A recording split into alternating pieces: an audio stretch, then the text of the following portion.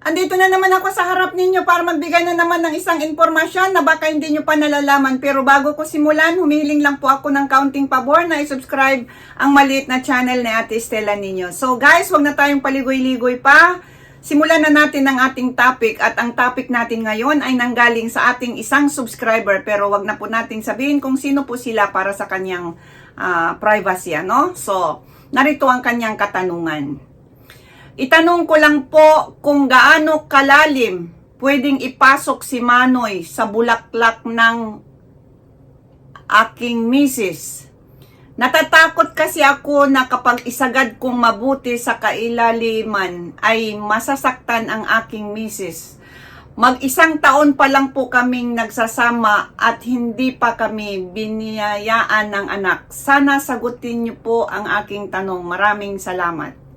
So guys, yan po ang isang tanong ng ating subscriber na kung gaano ba daw kalalim ang pwedeng maabot o abot ni Manoy sa bulaklak ng isang babae o sa kanyang misis. Pero ito po ay pangkalahatan na rin at kaya ginawan ko ito ng video para malaman din doon sa wala pang mga idea.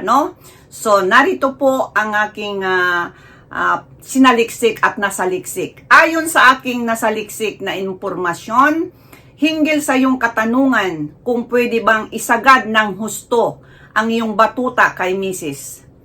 So, ang kasagutan po ay malaking yes. Oo po. Pwede mong isagad sa kailalim-laliman ang iyong sandata ng walang pag-alinlangan.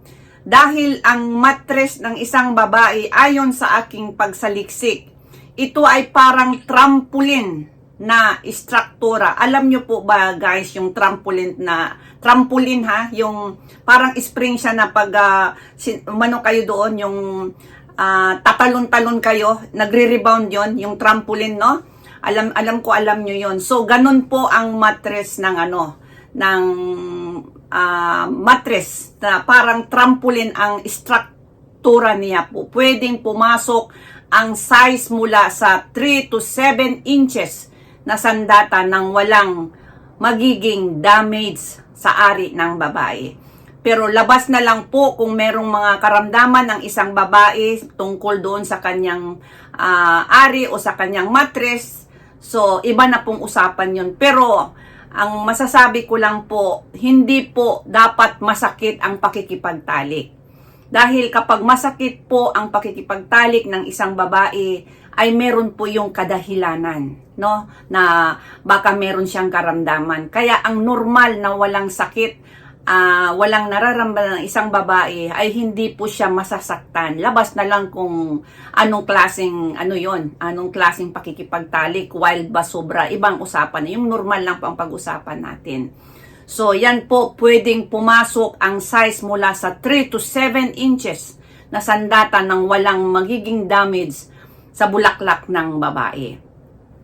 At dahil ang bulaklak ng isang babae ay stretchable, na i-handle kahit malaking Manoy. So, yun na nga, pwede nga ang malaki rin, no? Dahil tayong nasa Asia, ang mga Pilipino ay karaniwang nasa ang size ng Pilipino nasa 4 to 5 inches yata, samantalang sa ibang bansa may malaki pa. So hindi rin natin masabi kasi meron din ng mga Pilipina na nag-aasawa ng mga tinatawag ng mga white people na alam din naman siguro natin, hindi pa ako nakakita sa aktual na medyo may kalakihan po sila. So ang ibig sabihin, ang babae pari-pariho po ang kanyang na kahit medyo malaki si Manoy ay nakakayanan kasi nga yun ang sinasabi ko kanina na parang trampoline ang loob ng bulaklak ng hanggang doon sa may matres na talagang hanggat kaya nung babae. Labas na lang din kung sobrang malaki na, ibang usapan na po yon, yung tinatawag na extraordinary na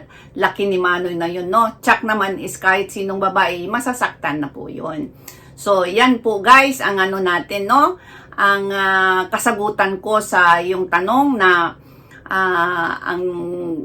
ang tawag dito, kung gaano kalalim maabot ang iyong Manoy sa iyong misis. So, wag na po kayong mabahala na isagad ang inyong sandata at good luck sa susunod ninyong tawag dito kasiyahan, no? So, sana magkaroon ka ng idea sa aking kasagutan at makita mo itong video ito at ginawan ko na lamang para po sa pangkalahatan. Maraming salamat sa iyong katarungan. Maraming salamat.